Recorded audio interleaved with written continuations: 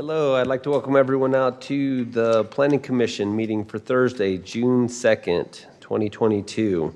We'll start off with item 2.1, which is our Pledge of Allegiance, and that'll be offered by Sean Doxey if you just want to come up to the mic.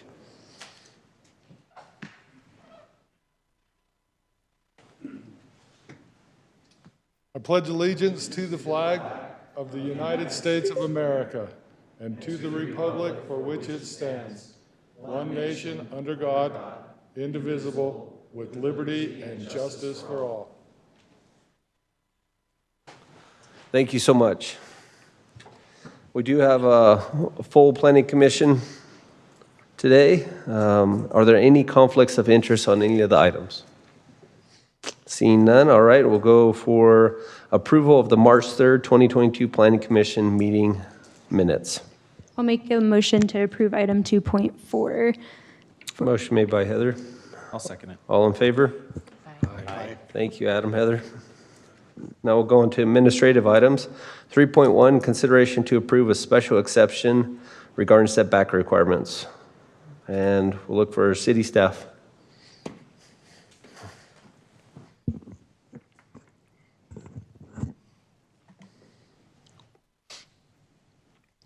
All right, so like you said, this is another special exception for an accessory structure, just located on the west side of the city on Gem Circle. This is more zoomed in. As you can see, it's kind of at the end of a private right-of-way flag lot type situation at the edge of the city. It is zoned A1, or now that's A143. Just some background, it's a little over an acre. The building that the applicant is proposing would be about 2,880 square feet, and it'd be just under 18 feet tall at the tallest point. Notices were mailed to the adjacent neighbors on May 23rd. As you kind of saw, it has a little bit of an irregular shape to it. And there is some flexibility in determining the yards of this lot, so that's why it is here today. So you can kind of see on this site plan, the applicant's wanting to put this structure on the southeast corner of his lot. According to code, when we would look at this lot, we would have to determine the front yard to be where that dotted line is. So this accessory structure would technically be in his front yard, which they're not allowed. And he would like to get a special exception for that because of the layout of his lot and how it is positioned. Just the height again. So just some considerations for a special exception. As I mentioned, it's a little under 3,000 square feet. It's set back pretty far from the property lines, 10 feet from the east property line and 26 from that south property line.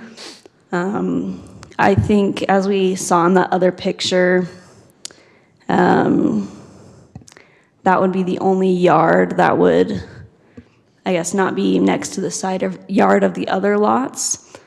No additional setbacks would be needed because the height is not very tall, and it will be used for agricultural purposes and wouldn't need to follow a lot of those design standards that we have. As I mentioned, really the only, I don't even know if I'd say concern, would be is that this south property line does back up to kind of the side front yard of his neighbor, which the house is also kind of in an interesting location. But as I mentioned, the structure is only about 18 feet tall and is 26 feet from that property line. So it shouldn't have much of a negative effect on that neighbor, and is in line with the rest of the block, would be in the same position as those backyards as well. So staff does recommend approval. I'm happy to answer any questions. I'm not sure if the applicant was able to attend virtually or not. He may or may not be here, but you know. Any questions for staff? I think my only question was, what's the setback in this zone for homes just in the front? What's their normal setback? Is it 20 feet? I believe it's 25. 25? Okay. 25, yeah. And that structure's actually 26 feet from the main property line in the front?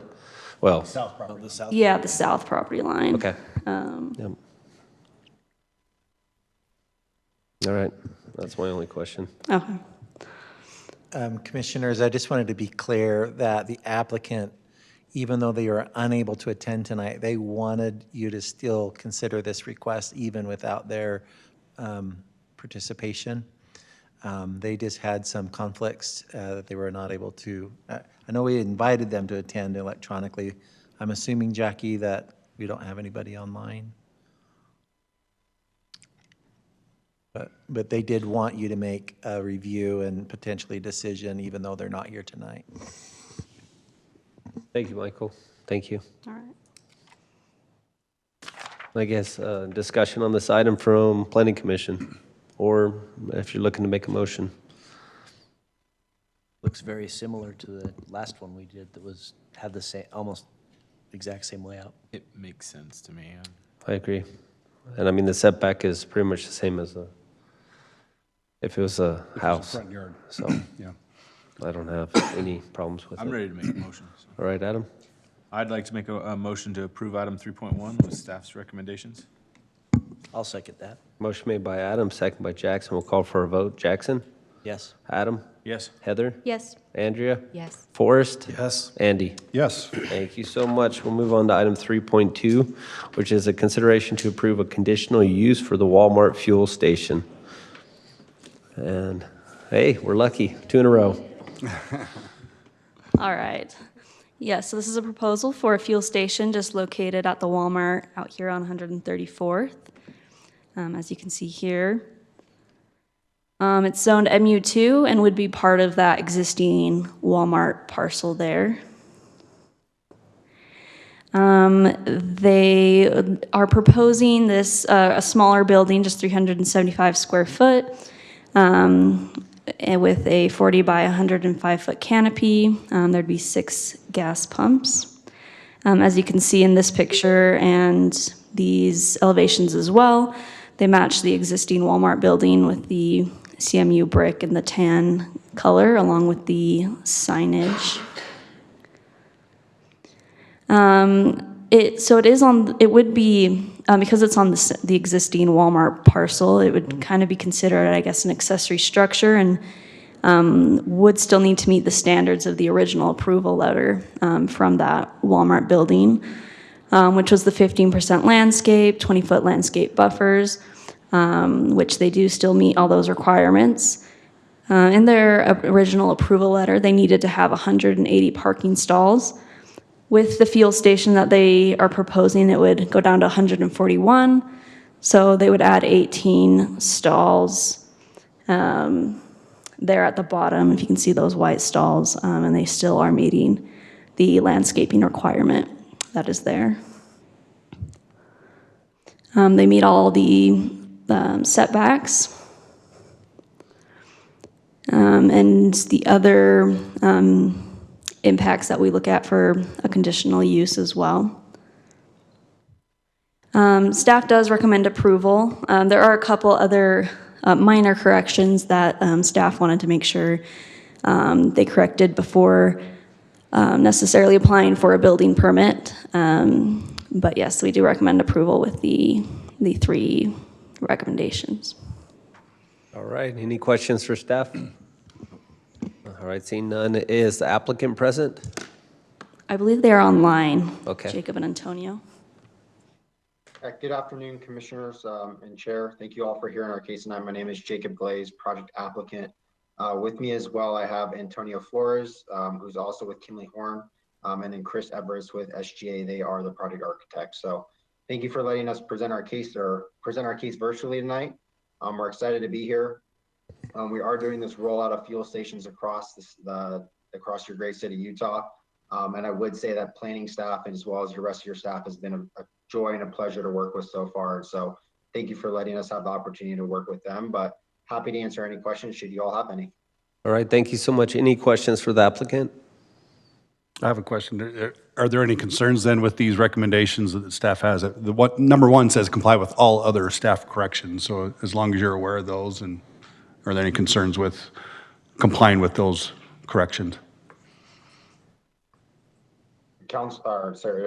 Planning Commissioner, there are no concerns. We've gone through those corrections with them, and we feel that they're in line with what we can address during the building and engineering review process. All right, any other questions? No other questions from the Planning Commission. Thank you. We'll turn the time over to the Planning Commission for additional discussion, if any, or a motion to be made.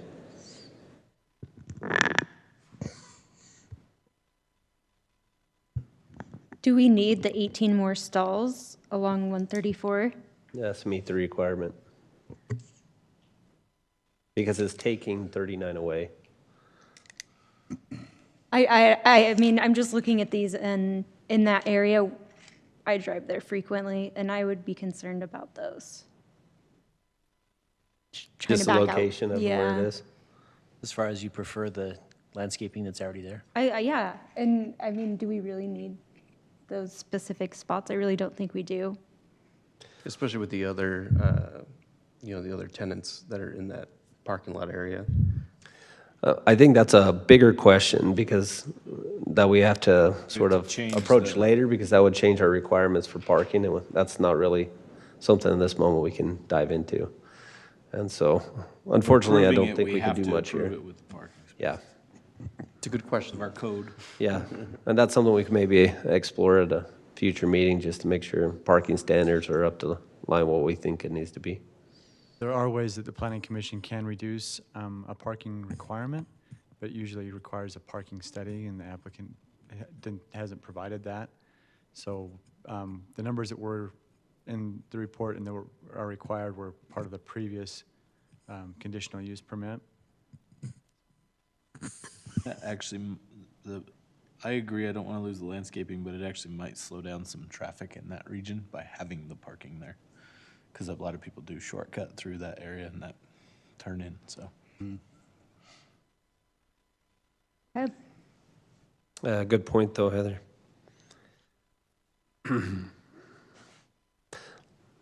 Additional questions, discussion, or a motion to be made?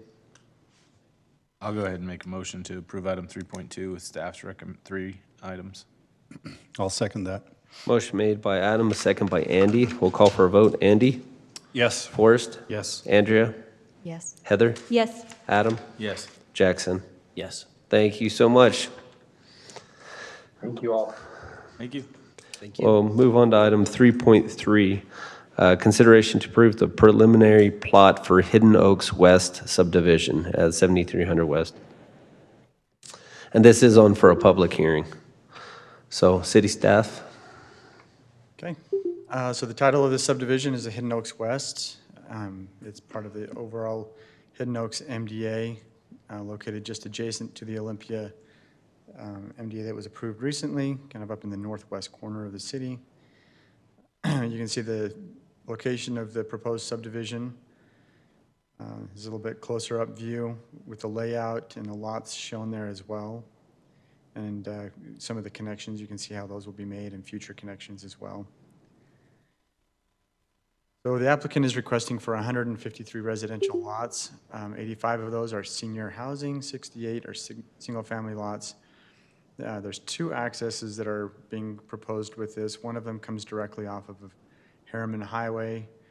The other one will be going through the Butterfield Hollow subdivision, and this will be a temporary access. That access is kind of shown inconsistently throughout their plans. So one of our recommendations is to make sure that that access is shown consistently throughout their plans, and then it's either notarized as a temporary access, or just going to be a permanent thing, just to provide some clarity that way as well. And then in the future, I believe it's 7300 West that is directly to the east of this subdivision. That will provide additional connectivity once that's constructed, and that's when that temporary access will go away. Looking at this, there are also parcels of open space that are being proposed as part of this development. This is the proposed plat. You can see all the lots that are being proposed here. The senior housing is kind of that element that's in the middle. It doesn't have lot numbers on it on this particular plat. And most of the single-family lots are large lots. There are some concerns and corrections that need to take place for engineering compliance. First one of those, these lots that are shown in red have been identified by the engineering department as not being able to be serviced. So part of that is to provide a full water study. Another part of that is if these lots cannot be serviced, they cannot be recorded until they can be serviced. And if that affects the a required fire turnaround, with those lots not being able to be developed and recorded and everything, then the applicant would need to work with the fire department to provide adequate fire turnaround for each of these. Wherever you have a street going into that area that is going to be now cut off, they'll have to work with our fire department to provide that safe turnaround as well. As I mentioned before, there is an access shown through the Butterfield Hollow. It's down in kind of on the bottom of this between lots 1713 and 1511 through parcel K. That's, again, kind of inconsistently shown on the plans, so we just want to make sure that that's shown correctly how it's going to be addressed. Will that be part of an easement, a temporary easement? How does that easement get vacated? Does it need to come back to Planning Commission, or can that be vacated on its own once 7300 gets constructed? And that can be worked through as part of a approval process through staff review. Another correction here is to show the public and private streets, which ones will be dedicated and which ones won't. It's assumed that the major arterial streets through here, the ones that are accessing the single family, will be public streets. But that just needs to be made more clear. And then, in terms of the detention basin on parcel B, in the MDA, the parcel B is called out as a future sports field. And the location of that detention basin right in the middle of that kind of limits how much of that area can be utilized for a sports field. And we feel that there could be a more efficient way to design that detention basin so that more of that parcel is actually more able to be utilized for sports fields than if it's placed right in the middle and kind of cuts everything in half. Again, this is the accesses, as I mentioned, one off of Harriman Highway, the other end off of, we're going through this Butterfield Hollow subdivision, which is a temporary access. In terms of MDA compliance, the number of units they're showing is is in compliance with the MDA requirements. They give us a breakdown of each of the pods, which does match up with their existing MDA, and the number of units approvable in each of those areas. There are several lots in the larger single-family lots areas that don't comply with the required lot width requirements. As you can see, this is an example of lots 1621 and 1411. They're located in the R121 zone, and which is required to have a 90-foot lot width minimum. One of them, the 1621, has about 88 feet. The other one has a lot width of 78 feet. So there is some adjustments that need to be made there.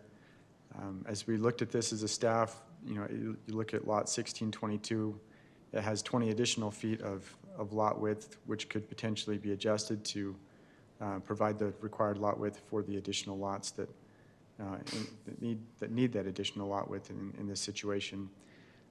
When you get a lot width on a knuckle or a corner, or a knuckle or a cul-de-sac, we measure the lot width at the setback. So that's what those lot widths are reflecting instead of right at the street frontage. In terms of the landscaping plan, there are provisions that require the applicant to work with the city on open space development and design. That'll be on those larger parcels in the middle. The required connections from the trail connections from the MDA are in place, so those have been provided. There are some corrections on their landscaping plans that just need to be updated to show the configuration of the lots as they're being proposed now. You can see where the arrow's pointing out one of those errors that needs to be adjusted, which is a minor detail but needs to be addressed. And then landscaping for the detention pond as well. So this is the options for action. We do recommend approval with there's 9 conditions of approval on this, most of which I hope I have addressed. Number 5, I did have a question on it, just because in our report, and I forgot to look at my notes when I was talking earlier, but in our packet it says access between the 2 lots is not shown labeled on all the drawings, and then it says, is it a temporary easement ? Right. So do you want it to be? What does staff want it to be, is my question. So we prefer it to be a temporary. I think that's the design. So we're just asking, I just wanted to make sure, we're gonna have to Yes. fix that, right? Because it just Yes. looks like a question, and so I wanted to make sure we Well, I have a secondary reflect what question you with that one. want. Yeah, that would be preferred to be a temporary access. And it's called out as temporary, or well, it's called out as an easement on some, like I said, it's just not consistent. So that was more of a question for the applicant to address and work through that process. Do they own that property as well? Because it looks like it's cutting through Sage Slope Way, which is not on here. That's why I'm wondering, their temporary is cutting through a neighborhood, through a lot of a different development, Right. like And right there. I believe that they've been working with, I'm not sure if they're the owner or not, but I think that there is an agreement in place. I know that we saw a Mylar for this subdivision that came through with that easement in place, but the way that easement affected the rest of the subdivision made some of those lots not in compliance with what the Planning Commission approved. So we asked for corrections on that to be redrawn and brought back. I'm not sure. I haven't seen the corrected Mylar yet. But anyways, that's a question that the applicant could certainly So maybe if we at address. least say, resolve the easement, Yeah, would be a good adjustment to Okay, that. right. And they may have already addressed it. okay. I'll leave And that to them. we'll talk to the applicant as well. Maybe they can address it now. And why does the city prefer that to be a temporary versus a permanent? So the way that cuts through, so this will be an access that goes through a single-family neighborhood. Once 7300 gets developed, you can see that the access, so 7300 is the street to the west or to the east of this development. So once that street gets built, then that will provide additional access. So for them to have more than 30 units or 30 lots, they have to provide more than one access. So that's why they're doing this Right, temporary. but why not just maintain that as a permanent access? Or my other question would be, do you want us to put in the requirement that it's a temporary access until 7300 is installed? Right, Because and that's what you just said it needs to say. Right. Yes. We may need to say that in the motion Yeah, if we we- go with the Yeah, approval. we won't want a permanent, because that is temporary until that is connected. Otherwise, it's Right, shortcutting right, but people through. what I'm saying, though, is that, we need connectivity in this city. And But- so, But my understanding is they don't own that. Am I wrong there? Because my concern is, we have this Right, right, connectivity, they'll have but They here, can buy that Thi- lot it's and have a still- temporary access. Yeah. it's 3 So access what points. it is it's an easement across property owned by the neighboring property owner, and it's going to be maintained by the HOA that the neighboring property has. And so what our recommendation has been is keep that as a permanent easement, and then let the HOA have the option in their documents between Ivory and themselves, whether they want to close that when 7300 West is built or not. It can be up to them.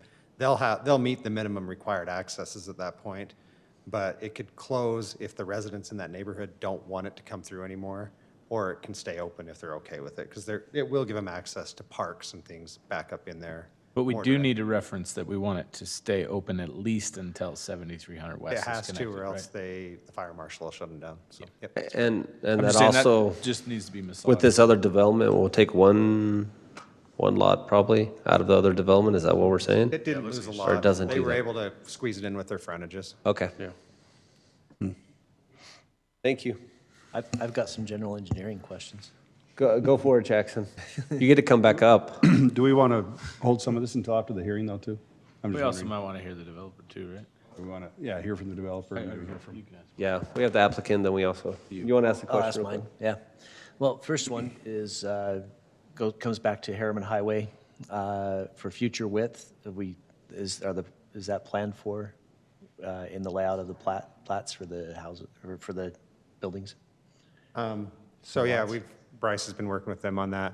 It's an 80-foot right-of-way. So they're going to dedicate the right-of-way needed. It's kind of strange through here because there are some pieces to the west that are in the, part in the county and part in the city.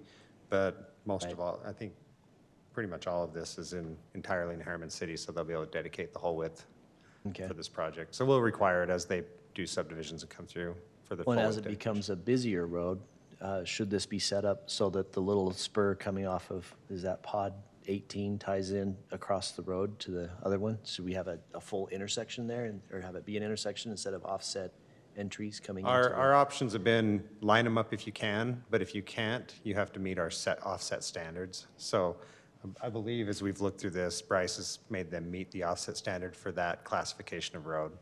And if they can't meet it, then they have to do other mitigation efforts like an island or a signal or something like that. What about improvements off-site, up the road on Main Street? Just because as it comes around that corner into, I mean, the use is completely changing, right? To the east or west? To the west. To the west. That will be Olympia, is to the west, and then to the south is actually Salt Lake County's trailhead. Yes.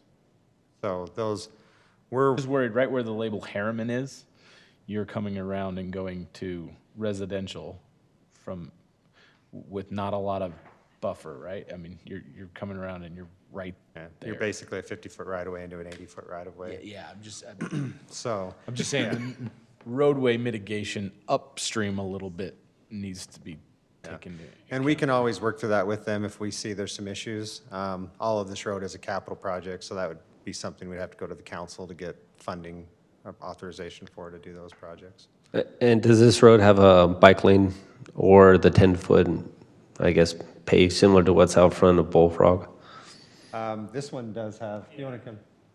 Bryce has been working mostly on these road cross sections, so I'll let him speak to it. So yeah, that 80-foot cross-section, the final design is a buffered bike lane on both sides, so, and then those buffered bike lanes would turn into a shared lane at right turn lanes, so it's about a 10.5-foot shoulder, but when it's not being used as a right turn lane, it's a buffered bike lane. But again, that's part of a bigger project and not necessarily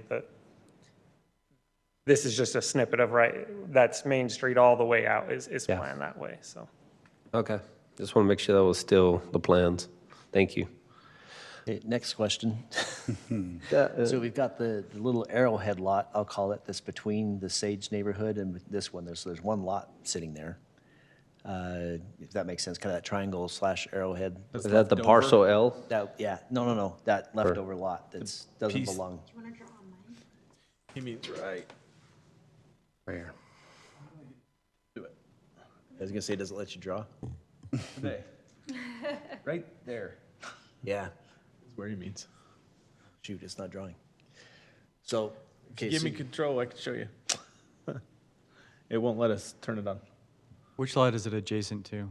So there's the unmarked lot that's between Sage Slope Way and the houses, the senior houses. So there's that lot that's Yeah, about 2 acres. that's a triangle that has, Kind of an arrowhead. there's a home there. There's a home there. Yeah, there is a home there. Yeah, there's a single home. Do we want to leave that as access onto Harriman Highway, or should that get a future access into either of these neighborhoods? That, if we improve Harriman Highway, they're going to start going faster, and do we have one little house there with one access? And that house is not going to go through Sage Slope. Right. It was originally, if you remember, part of Sage Slope. Yes. It was, they cut it out They, because. they of the actually third- had, Cut it out 'cause- they purchased a small portion of Sage Slope because they had a right-of-way. They had two access points off of Harriman Highway, and they wanted to maintain their one access point, I That's why think. there's that little weird spot right there. Yeah. That's for that access. So I'm wondering if we should make us, if there should be an access for them out that doesn't go straight onto Harriman Highway for that little, that one little lot. With how they're designed, they have the large corral and then their home. I don't know how easy that's going to be. Yeah, I mean, I like the approach. Yeah. But I think I don't think we can legally, I ask don't know them. that we can require I don't that. It's think we not can a ask part that, of this yeah. subdivision. And to put that burden on this applicant, I mean, obviously, if private property owners want to negotiate something, but I just don't think that we have the authority to require that on Is this. there anything, agreed on that one, but is there anything we can do on the transition north or south along Harriman Highway? Since we can't put that burden on, I mean, basically, it's a small, like, I see what Jackson's saying, it's a small stretch that you go You've got from these- you've got- Sage Slope to basically no man's land for now. And there's no transition and you're putting a residential between both. It's like we're gonna have a 7300 issue. Yeah, Right you've got there. this big road, this big highway, and you've got one little access or one spot coming into it. And, you know, I mean, do they put mirrors up just so, or, I mean, We gotta improve it somehow. They have a roundabout, and so they will go out forward. yeah. And so, but yeah, no, I think this is, unfortunately, it's the right idea, but I don't think we have much we can do about it I'm here. just thinking, is there a way to plan for it now, or is it just kind of, are we stuck? I'm assuming they also have their spacing requirements too. We did, right? when we did this other subdivision, there was discussion of including that arrowhead piece in the larger subdivision, and They didn't I want remember to. we couldn't get it to work. Yeah, I remember that. Okay. Anything else, Jackson? At this point. Nope. I guess along those lines, it's probably meeting the access spacing requirement anyway, right? I would think they would have to take that into consideration when they're providing the accesses to the new developments, that there's going to be that existing one as well, obviously the right? existing access So- has protections, right? Yeah, You exactly. grandfathered But I guess my in. point is the new ones coming in need to, right, consider those that access as well as, so Okay. it's meeting the engineering standards for access spacing. Are we requiring masonry walls on those homes that are adjacent to the highway? Are we requiring, I'm sorry? Masonry walls?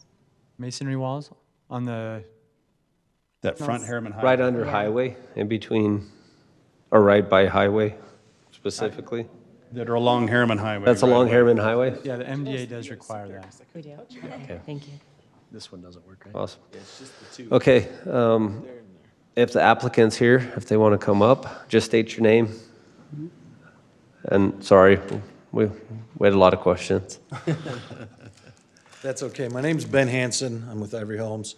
Appreciate the time that you guys take to review these, and I'm here tonight to answer any questions that you might have. Sounds like there are a few, and hopefully I can do my best to answer those questions for you tonight, so. Is there any additional information you want to share based off of conversation you've heard, or just additional thoughts? No, I think with the conditions that have been reviewed tonight, I don't have any concern with meeting any of those conditions.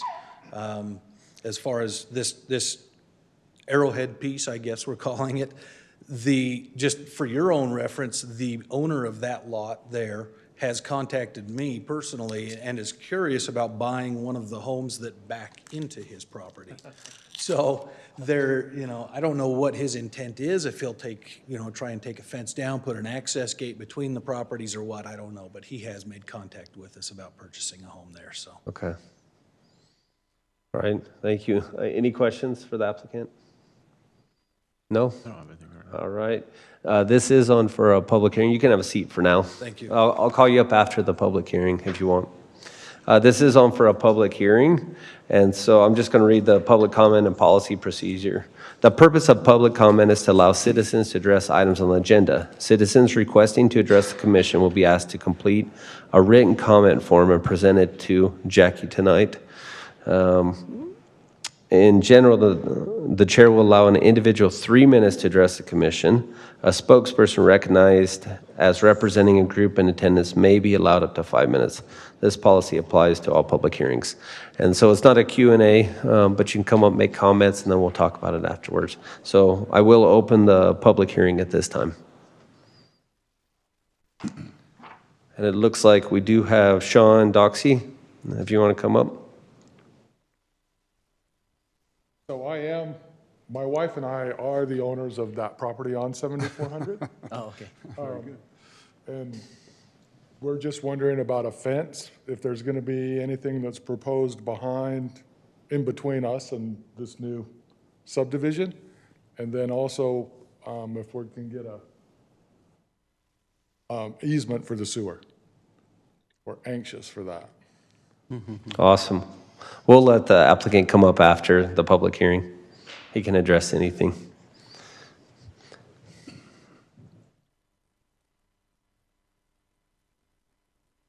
Did we get any public comments, emails? Okay. We'll close the public hearing at this time, and then if the applicant wants to come back up.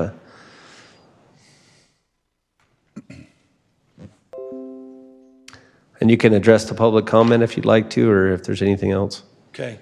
There's nothing else really I have. Sean, nice to meet you in person. Talk to you on the phone.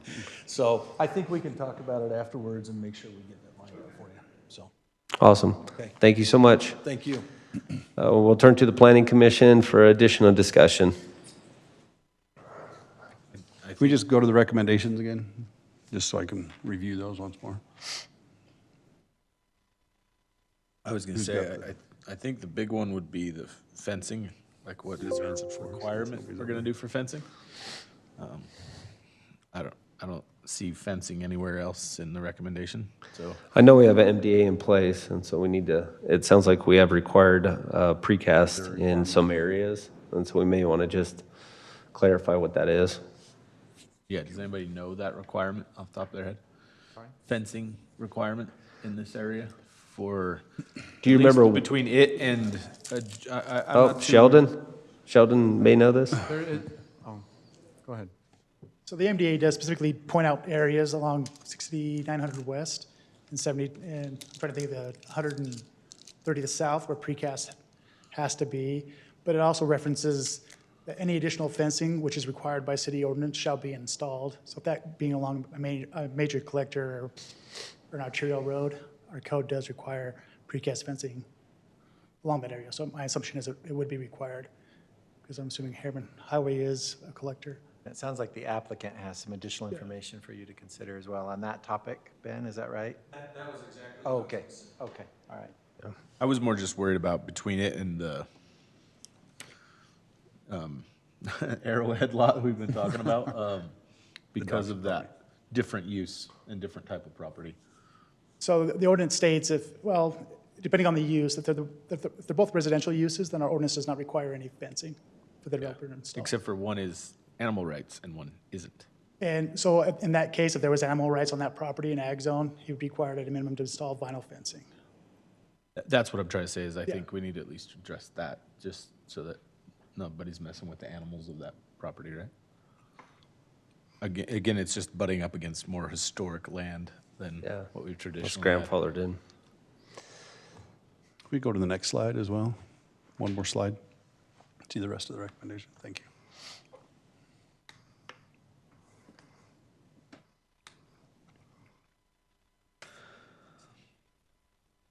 So the ones that I was thinking of adjusting would be number 5 to say temporary easement shall be maintained until construction of 7300 West. Construction and connection. And connection of 7300 West. Then I was thinking another one would just be, number 10 would be ensure safe transition along Harriman Highway, east and west along the highway itself. Just to ensure that it's designed appropriately, since it is such a. Until the other improvements come along, yep. I do think we just need to say something about addressing the sewer easement issue to that adjoining land, at least providing an easement for it, since otherwise this home will never have the ability to have sewer, because it won't be going down the main street in this area? Our council's not here, so we can recommend whatever, right? We can just say they have to work with the adjoining property to give them an No, easement. exactly, I agree. And Now, then- my only question with that is, because didn't the last development that was connected to them, because weren't they originally supposed to be a plot in that, and then they were not? And they're not a plot in this. So if you remember, I don't know if you remember, but before that landowner, there was someone else. They basically did an illegal lot subdivision, pulled out that triangle, the arrowhead piece, and then the subdivision only came in with just that development and not the arrowhead. So it was two new landowners versus the original. But yes, they basically did what you're saying, but not with our approval. Plus, that other property is way higher uphill than this piece. Yeah. And so if they don't, That is if this true. easement, that's what I'm trying to say. If they don't at least require them to work with to provide an easement, again, I'm not saying provide a sewer line, an easement for the sewer, then that home will never have sewer. Yep. So I think we have to address that. Yeah. And then just the fencing along that property, as well as if someone could go to the map so I could, since I can't point to it, Can you go back? to the map? whoever's driving, get me to a Let map. me take that a half step further. Okay. Let's say 20 years down the road, the Arrowhead property gets turned into multiple lots. Which it could. I don't think, Could that same easement still be used for the sewer? I don't know that it would be able to. I'm just wondering. It solves the current situation, but, you know, is there a way we could solve it for 15 years down the road when somebody wants to That's put what you were three thinking about, houses there? access there, right? Yeah. Somebody wants to put 3 houses there instead of 1. Yeah, I don't know. It's a good idea. I don't know how to address that. I don't either. So I know I could do sewer. Yeah, well, I That's just wanted about to it, at least right? get an easement. I mean, I do know that we always try to keep connectivity and ability for landowners that are adjacent to other ones to be able to continue to But in build this, or develop their land. but in this case, they can- have access Yeah. to a major road, so. Yeah. it- But the problem is They won't be able to Downhill develop. for sewer. they won't be able to build a subdivision there down the road. They really are, we're basically making that arrowhead stay that way forever. Yeah. So there won't be that ability to subdivide. Because of the minimum accesses and, I mean, you I can mean, they always- you could, can but always the put a lift- practicality You will. can always put a lift station. Shared there, access. but- Yeah. Well, if they have the sewer easement, they can take care of the sewer. It's more the road access for those lots that would be the issue, right? Yeah. The physical side.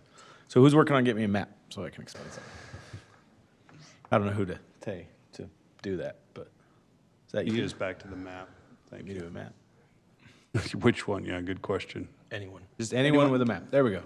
So my question is, do we also need to address a fence around 1803, 1804, 1805, 1806, and 1807? That's my question for you all, because I think we do, because they're different uses.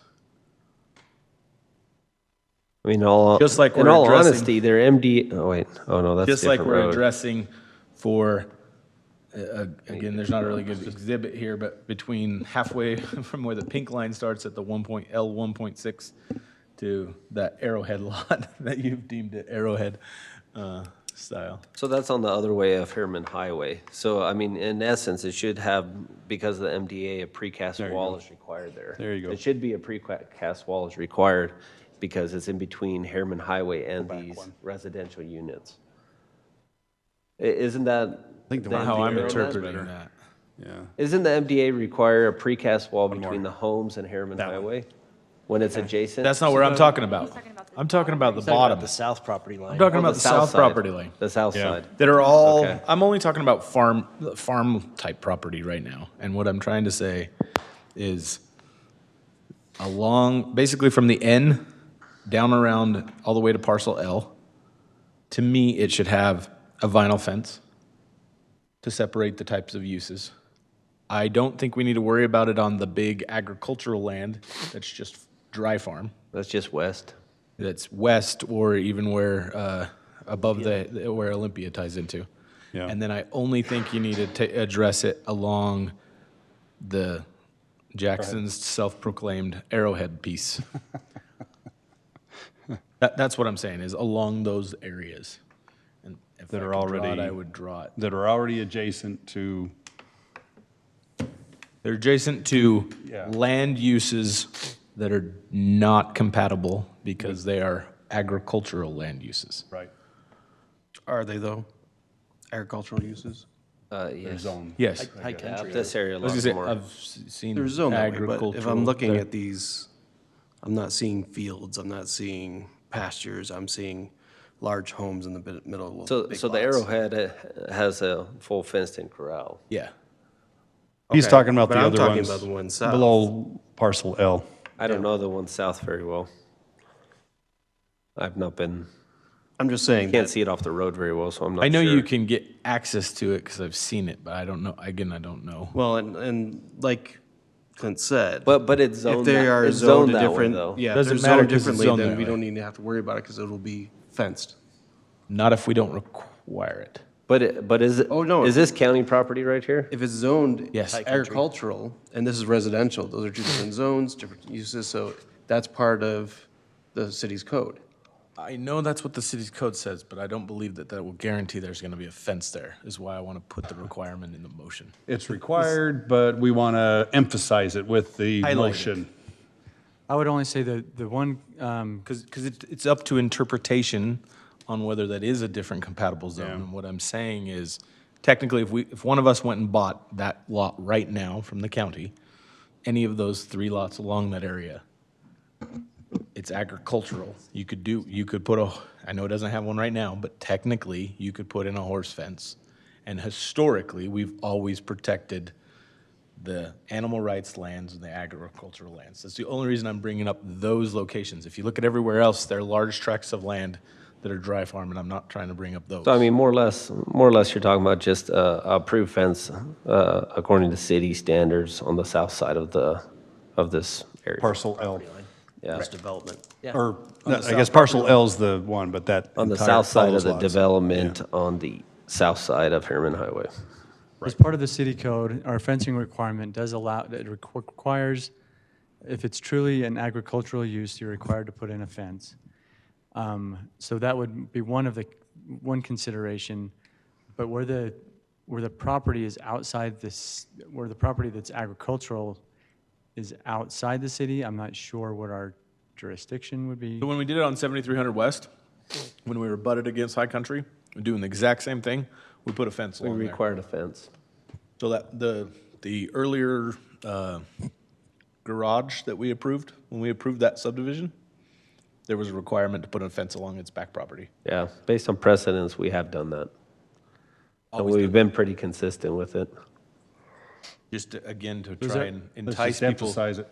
Is there Require- evidence, or, I mean, do we know that those are agricultural lots, though? That's the unknown. So you could make the condition that I've if not those seen it. lots have an agricultural use, then a fence would be required. Or just require it. I don't know why we can't require it. So are you saying we can't require it if it's not agricultural? I know what I want to say. I know what you want to say, but I want to make sure that we're not, can Not we by- just require it regardless if it's We've always agricultural done or it not? before, and it's What? always Okay. got done. Not by ordinance. I think that that's a. One potential solution on this is the subdivision review. You may recall that we also have a final PUD, a site plan review, and that's typically when they bring in like architecture. This is going to have some new product in it, the senior housing product. Yeah. So we could defer the final, fencing issue for the site plan review. Well, we probably which may need be to more also see the appropriate. MDA how it's written. Yeah, Because right. that supersedes Or we require it a now lot and of amend it. it later. So we should be just focusing on the subdivision standards alone, and then we can deal with the site issues under a separate review. The MDA language in this situation would only require fencing if the city ordinance required it. So if it was that residential to agricultural. Which use- if, from the county, it's It's high country. agricultural, It- it's it- considered. Guys, it's high country, it's agricultural. So I do think it would require it then, because even if it's county property, we say if it goes to an agricultural zone, we require the fencing. That's where I'm lost. Is So I think been that's clear agriculture for enough, 30 years. even if it's not in our city at that point. So Okay. one of my concerns on the site plan is the amount of cul-de-sacs, especially for senior cul-de-sacs. living. What? I said I love cul-de-sacs. Especially for senior living, because they tend to be a little bit more disorienting than having connectivity and having multiple ways of getting to a place. So that's just my concern. Yeah. I think there's some great places where you can connect them. Which ones are you referencing specifically? All of them except for the one between Isn't it only senior living from the wash to the highway? To the south. I can appreciate that comment. One thing we need to remember is that this is based on a preliminary PUD that was already approved in the MDA. And this type of cul-de-sac and pattern is already established as part of the MDA. Yeah, I'm just saying, this Yeah, is my, yeah. my opinion. Yeah. I'm not saying that it doesn't meet the, And I agree, we've talked a lot about connectivity and walkability and things like that, so, yeah. And personally, I'm okay with that. That's, on my opinion. I like them. Like the way this is laid out, too. All right. Okay, anything else in regards to, I guess, the requirements? I guess from this point, is there something we need to have them bring back, or do we feel like we have enough information to make a motion? One last thought, kind of back on what Forrest was saying. Are there trails that connect from the cul-de-sacs So we see, to other trails? we see one trail from this cul-de-sac, one from the top one that I can see. There's 3 cul-de-sacs with trails connecting. I'm thinking mostly of the ones at the senior side. Am I wrong? Like But one connects the one to- cul-de-sac on the east side? I think So that's in what the master, attention. in the MDA, the trail requirements were from the north side of that, so that it didn't show any required trail connections from the senior development side. Okay. Yeah.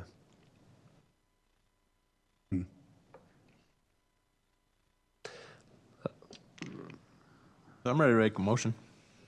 All right. I'd like to make a motion to approve item 3.3 with staff's 9 requirements with a couple of alterations. That number 5 say that a temporary easement shall be shall be constructed and maintained until the construction and connection of 7300 West is complete. An additional number 10 to say that to ensure safe transition along Harriman Highway, both east and west along the highway itself. Number 11, that the developer provide a sewer easement to the Arrowhead property, which I believe is owned by Mr. Doxey, just to be clear so everybody understands what I'm talking about. And then we provide a fence along, I can't tell what numbers those are. I think it says 1832. I think it's the south side of the property. Basically, the south side of the property. On the south side of Harriman South property Highway. line of Pod 18. Of Pod 18, as well as along the Doxey property. And that fencing should be vinyl Harriman City standard. I will second that motion. Motion made by Adam, a second by Andy, and we'll call for a vote. Jackson? Yes. Adam? Yes. Heather? Yes. Andrea? Yes. Forrest? No. And Andy? Yes. Thank you so much. So that is approved with a vote of 5 to 1. And then we'll look at one legislative item, which is a recommendation to the City Council, and this is on for a public hearing as well. This is 4.1, recommendation to amend the City Ordinance 10-29-48. And we'll turn to city staff.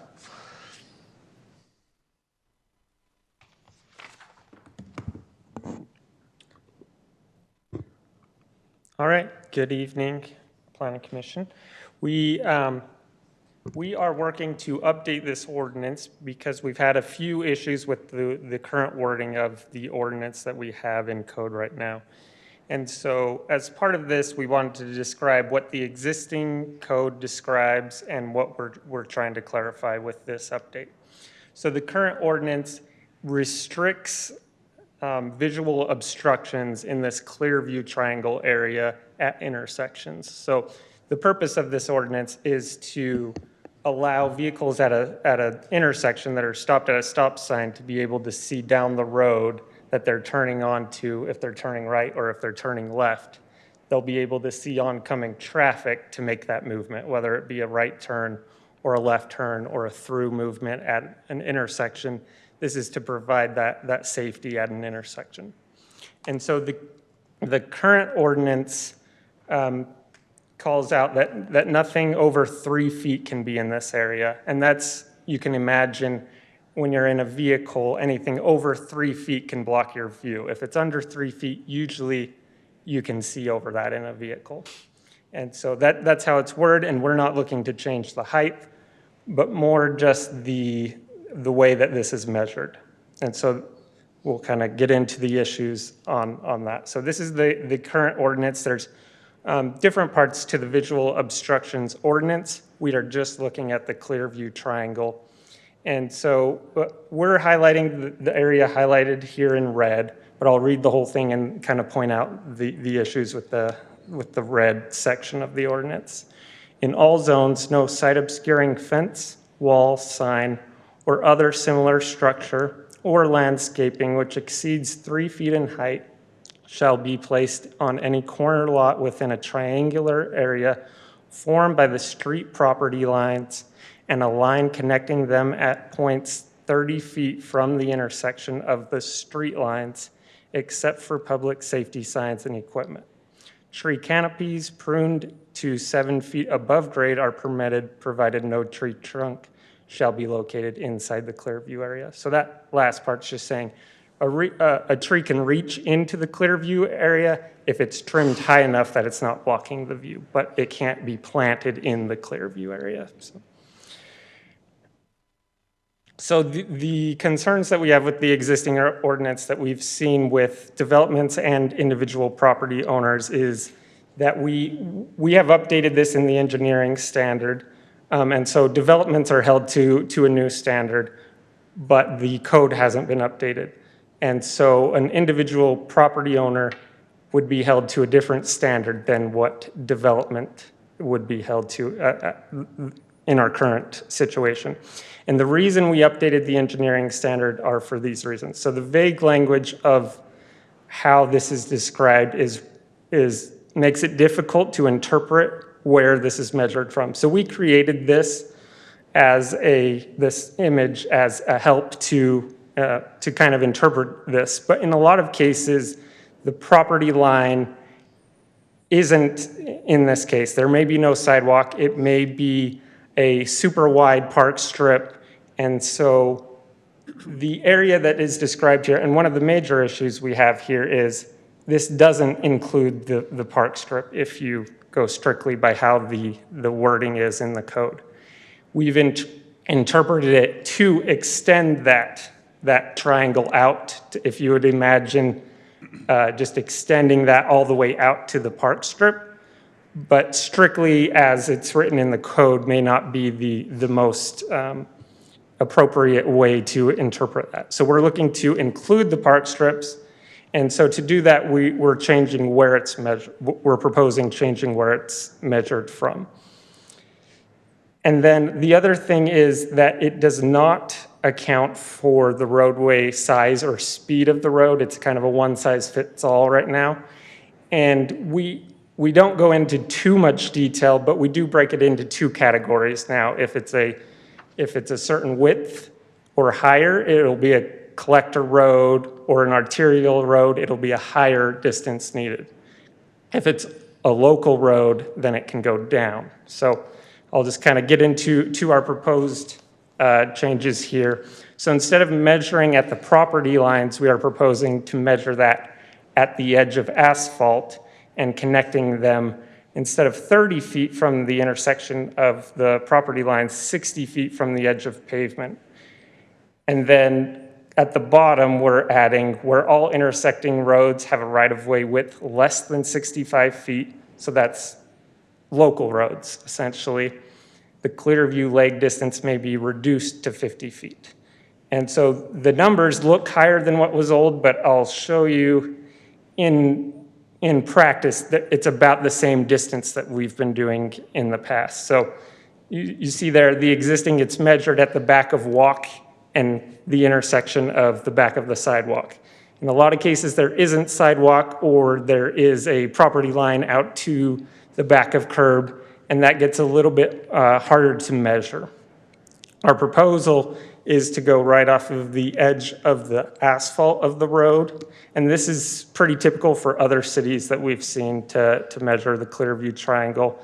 And then because that point of intersection is actually quite a bit further out, 60 feet is close to what would be measured in this the current ordinance. It's close to the same distance. For larger roads, we say we need the 60 feet, and then for the local roads, that can be reduced to 50 feet. And the reasoning behind that is that for these local roads, we expect a speed limit of 25 miles per hour. And so a stopped vehicle doesn't need to see quite as far as a speed limit of 35, because the vehicles that they're trying to maneuver in front of are traveling slower, in theory, right? And so that's the reasoning behind the kind of option of going from 60 to 50 and the clarification on how we measure the clear view triangle. That's all I have. So I can answer any questions that you have. Thank you so much. Any questions for staff? I have questions, but I'll wait till after the Public hearing? Okay. I do have a question. So if you have a smaller lot, that's not as wide, let's say it's a 75-foot lot, you technically can't have any trees except for the last 5 feet of your lot. So, yeah, so again, this 60 feet isn't measured actually at the lot line now. It's measured from the roadway. Sure.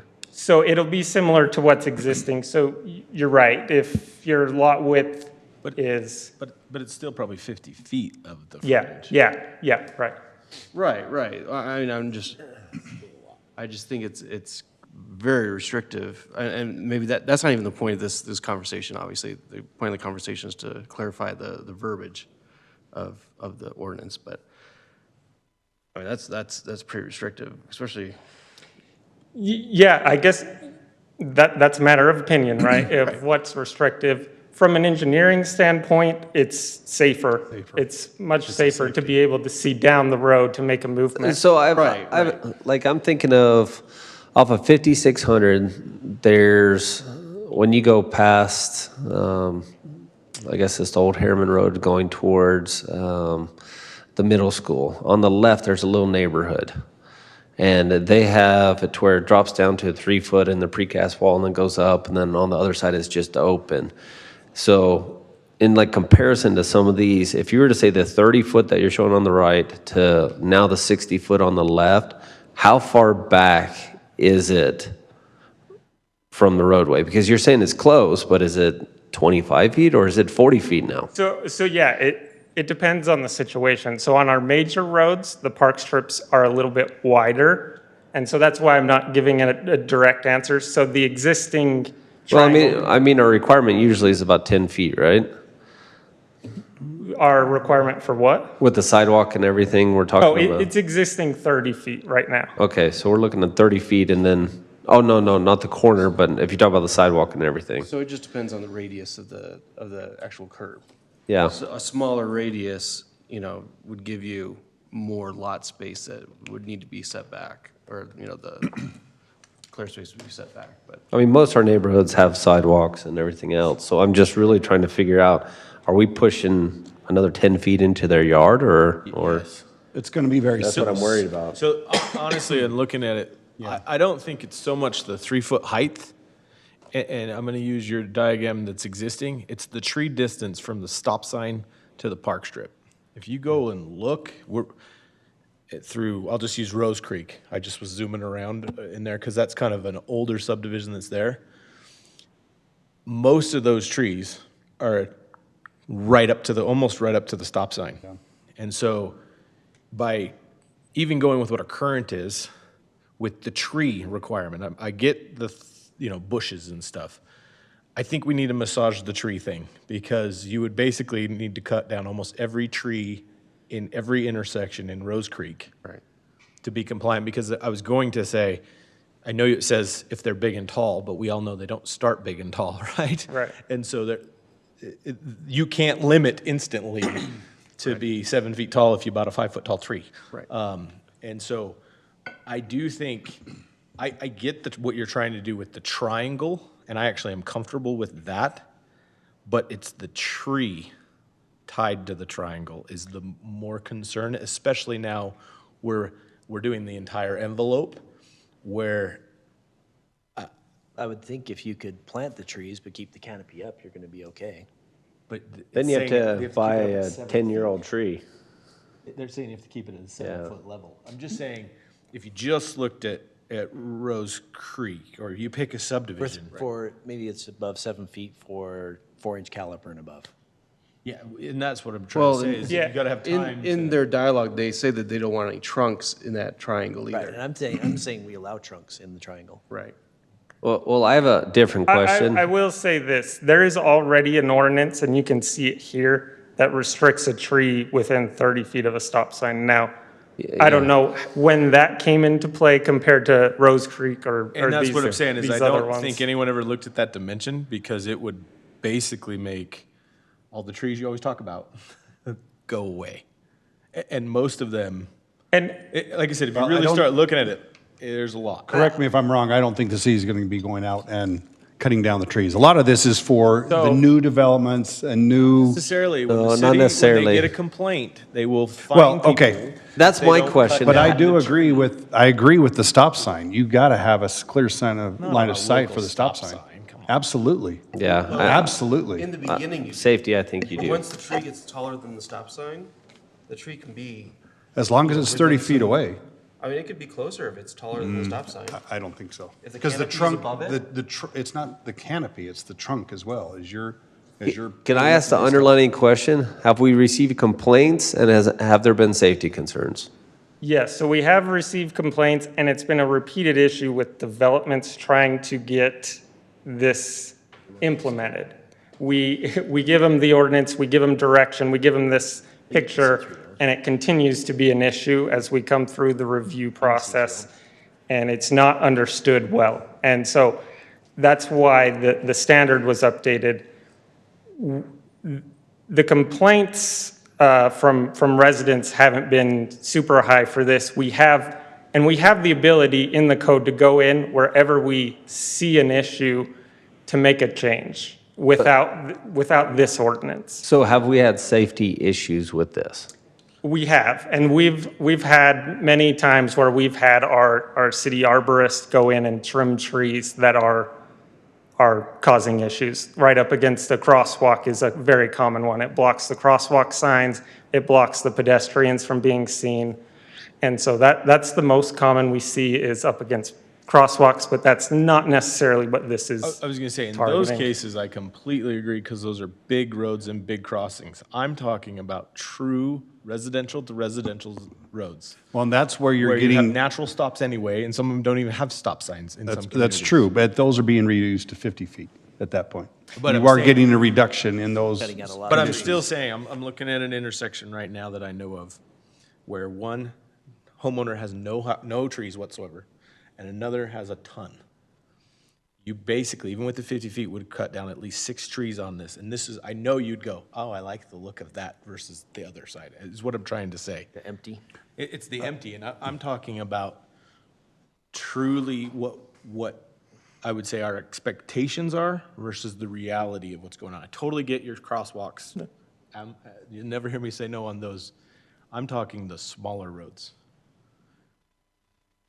Because So do you think the 50 feet should be reduced even more then? Maybe that's what we're talking about. Maybe it's reduced in the 25-mile-per-hour roads. Yeah. So I will say, like I said, if you reduce this triangle, it doesn't impact our existing ordinance that says you can't plant a tree within 30 feet of a stop sign. So that would be a different code you would have to amend. Right. And in the prescribed text change, I didn't see anywhere where it said that you could go down to 50 feet. Okay, yeah, let me. Was it It there? says it at the bottom, it's a very fine little. So yeah, that last. Got an green- asterisk next green to it. section. Yeah. It's bolded and underlined. So staff believes this will solve the problems of newer developments, but Yeah, and- do we know how much it'll affect what we currently have in place with our code driving around, chopping down trees or whatever? Yeah, so that was a discussion in the city council work meeting. We had Chase there to state that we could interpret this as a adoption that comes after existing infrastructure. And so therefore, we would only enforce it on new development or new landscaping that we see go in after the adoption date. So But I wonder So- if it's going to impact more on new developments. We all know our lots aren't getting bigger, right? If your lot's in the new stuff, a 50-foot wide lot is huge, right? Wouldn't we agree? We're saying now, just take off 10 feet off for park strip and sidewalk. You're saying, so that now we're down to 40. 40 of the 50 feet can't have a tree in their front yard. So pretty much any corner lots will not have a tree. Exactly. Yeah. And that's my That is concern. what we're saying. That's what it says. And that's not my too much. concern. I agree from a safety standpoint, because you're going to have Yeah, pedestrians. I'd rather around err that on the area. side of safety as well. Yeah. Because I don't From think we're a- thinking about them. From a safety standpoint, you could just say eliminate all trees. Totally agree. But No. we don't. Because has to be a medium between safety and the spaces that people occupy. So I agree with what Forrest just said, because I think if it's on a major roadway, I totally agree with what you guys are saying. I'm only talking 60-foot right-of-ways and smaller. I'm not even talking big.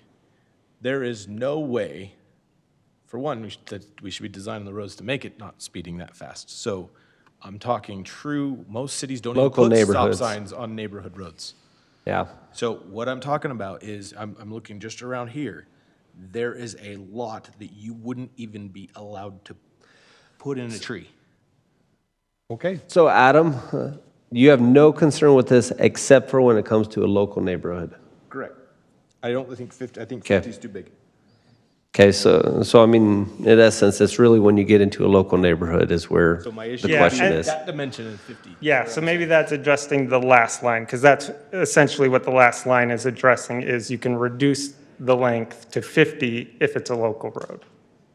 So we have considered that, but And that's along the edge of the pavement, marked, measured from the point that they come together. So if, by the time you're going to have some reduction, that one's probably not a good, anyhow, it's not going to be 60 feet in the park strip or even in the yard. You're going to be able to, there's still room in there to get. Not on the corner lot, because you want the driveway to be farther away, so the driveway on a corner lot will always be on the opposite side where that tree line would And I'm be. still okay. I've been down plenty of streets where I have a kid dart out from a parked car, and you can't see him. I don't want to have a tree there blocking a child that's darting out chasing a ball or whatever. I need some, But in some that clear case, line of that sight. can happen at every home. Exactly. So let's I don't see that control being the a- corner I don't see where that you being a have more rational piece. vehicles coming together. So I'm okay with it. I guess we got to go to a hearing on this, don't we? We do. Okay. That's why I said. You want to have a seat for a minute? Let's hear what the public has to say. I know. All right, thank you so much. Now they've heard us talk. We'll open the public hearing at this time. Sorry, public. Did we get any comments through email? Okay. We'll close the public hearing at this time, and we'll go to discussion amongst the planning commission. Do we need this? I think we really need to think about it. Again, I'm not talking on the big intersections. I'm talking about the local residential. So you're not talking about any Because arteries or? I mean, I'm just randomly picking random corners, and it is a lot of trees. I'm saying it- Well, I mean, trees. is there no clear sight under 7 foot? I mean, obviously you have a tree trunk this wide, but I mean, is most of these corners you're referencing really have to where you can't see at all? Because I understand where you're coming from, but from a safety perspective and seeing a kid get hit and killed by a car, you have to prepare the best you can. And I think this is pretty much this is pretty much a standard applied throughout. This is not something that's above and beyond that the city's looking to do just here. My This is a question pretty is- standard throughout the country, How many? the way this works. I agree what you're saying, but how many accidents and injuries have we heard from a complaint? Or are the complaints more, where can I plant my tree? Which one is the complaint? Because I think there's more, I don't understand the code and where can I put my tree? More so than, hey, that was unsafe corner. Yeah, so oftentimes it is a vehicle trying to pull out from a road here and they can't see. And so we get a lot of complaints of near misses, and there have been accidents that have been attributed to not being able to see the full intersection. On I bigger don't intersections? I don't know off the top of my head what percentage of accidents are attributed to Would this. you say those were on big intersections or local intersections? My local intersection, if I've got a neighbor who parks their truck right at the corner, I can never see around it, and it is a safety hazard. I totally agree. I don't, so why do we want to put trees in But a that same tree trunk, a side tree view? trunk is very different than a huge truck. That's what I'm trying to say. Yes, and that's the point, is if it's tall enough, it's not in the way. But most trees, when they're planted, take 10 years before they're tall enough to not be an issue. Yeah, and when I'm looking, I'm actually looking at the areas that now the trees are probably tall enough, so they meet the criteria. But you'll never allow that to happen, and the street will look like what we're all Only at what the you would corners. expect. Only at the corners. and I Which think are that- most of the areas that are. I think the concerned. key point would be, and I agree with like the low walls, the shrubs, cars. That block the corner. But I think that trees, I think that we could probably make an exception for trees so that, because a trunk is not going to obscure your view of a 20-foot wide car. The trunk is only. And it doesn't Here, change that. here, the trunk is only 6 inches wide. And it doesn't adjust to 30 feet from a stop sign. That's still an ordinance, so it doesn't. Yeah, we I can't. mean, that's still in place. This isn't changing that. Right. What we're proposing. Yeah, this. So, I mean, you're talking about the adjustment of, obviously, the trees being the only exception. And if there's a local street that doesn't have a stop sign, yeah, anyhow. Is that enough for you guys to make a recommendation, or no? I'm not comfortable, but I'm just one.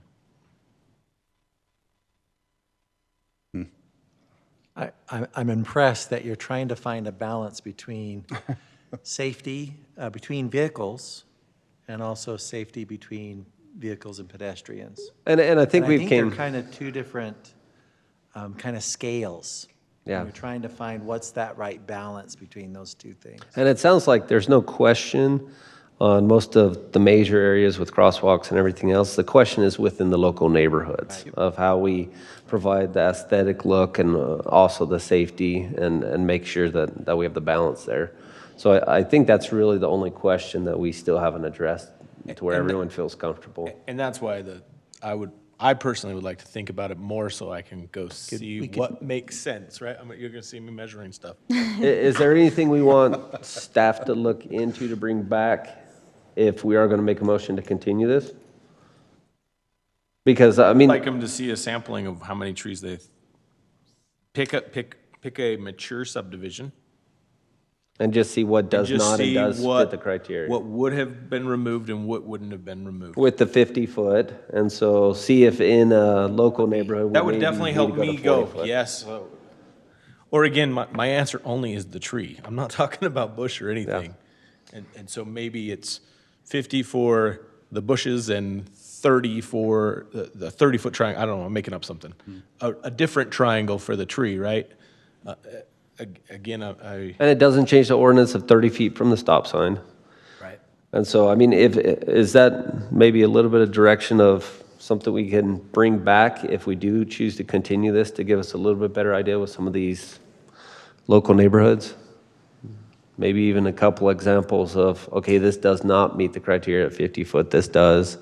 So and I we would can like to cut it see down. a normal subdivision and maybe some of the smaller, because we know that's our new Yeah. norm, right? So that's what I'm trying to talk about, like the one we just approved tonight, that may make almost every corner not have trees. And maybe that's safer, I agree, but I don't know if it is really. And this does not apply to non-public roads, correct?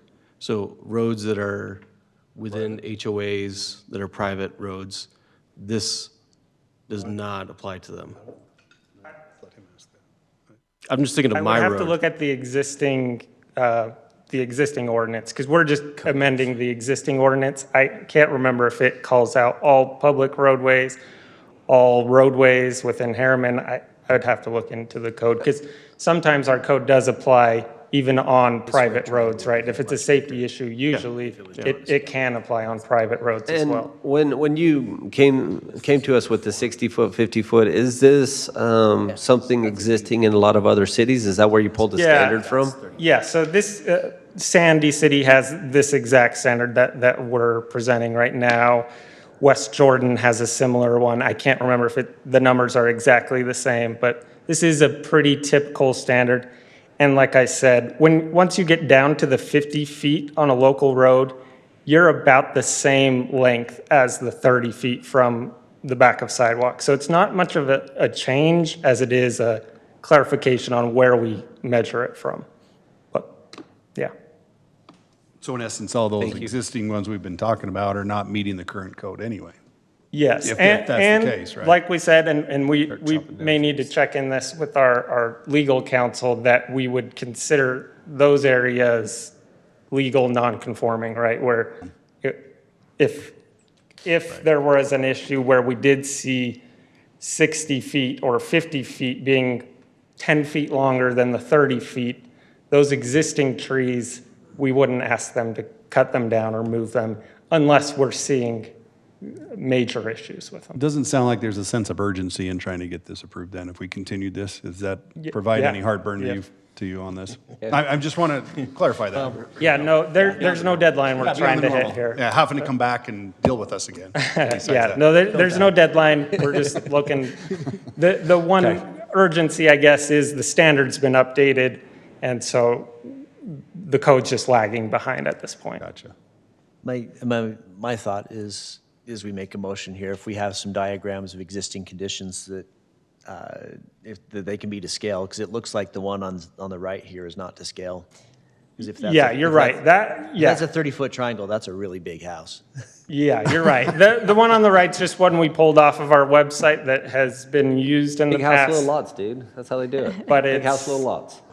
You're right. It's probably not to scale. The one on the left is the one that we Yeah, the we one on the left proposed. is to scale, but when you look at the examples, if they can Yeah, scale they that they well- kind of jump out at different sizes to you. I agree. All right.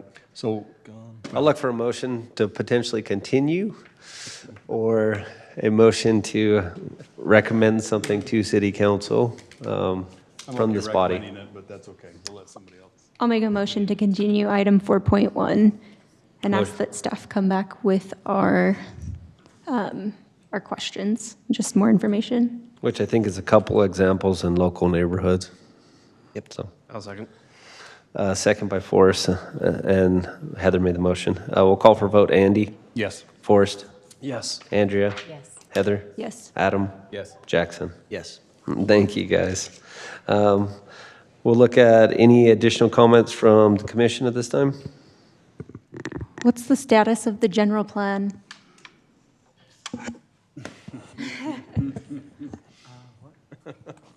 So the general plan is going to be heard in the city council work session next week. And we hopefully have gotten the final revisions completed. And we'll see what the city council decides to do, if they schedule it for a public hearing or not. Blake has been in touch with the administration recently on this, and I believe the plan is we're going to have a public hearing in July with the potential for the council to take action on the same night as the public hearing. Okay, thank you. Anything else from this body? All right, future meetings, Wednesday, June 8th, City Council meeting. Thursday, June 16th, Planning Commission meeting. Wednesday, June 22nd, City Council meeting, and a joint meeting planned for June 29th with City Council and Planning Commission. Motion to adjourn? So moved. All in favor? Aye. Thank you so much. Thank you for your time, guys.